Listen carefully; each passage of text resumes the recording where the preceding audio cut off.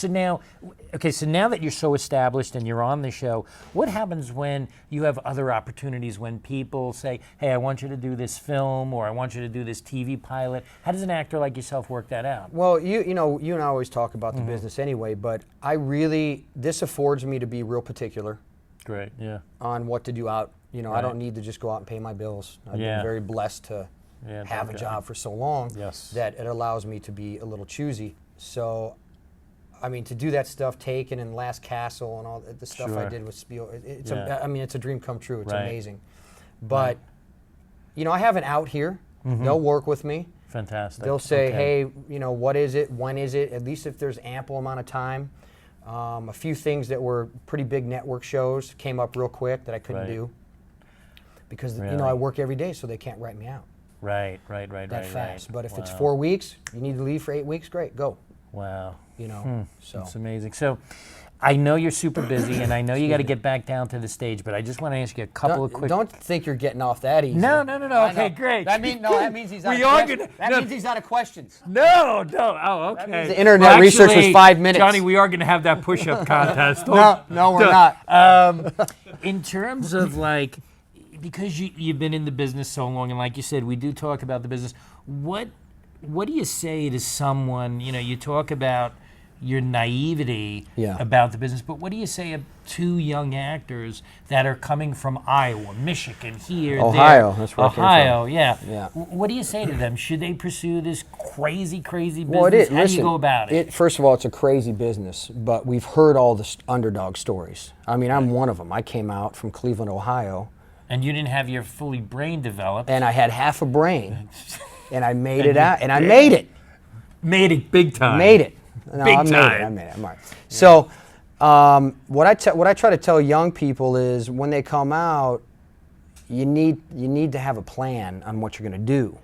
Right. Because a lot of people, they don't have a plan. I've had countless friends who come out here, who want to be actors, who get caught up in the Hollywood scene.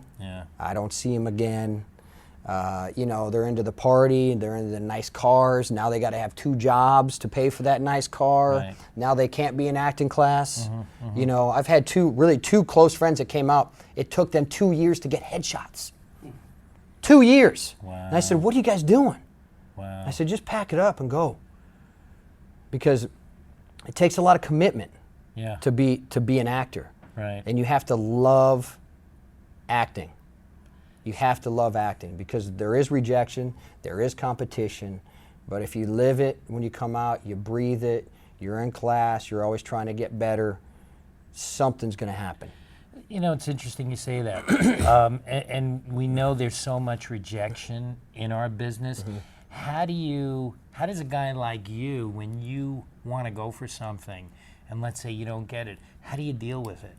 Like, does it ever really, like, has there ever been something that you really wanted that you haven't gotten, and is it something like you have to keep your ego in check? Well, or? I know because I mean I believe things are God's plan for me. So if it's meant to be, it's meant to be. That's why I can shake things off pretty easily. You know, so.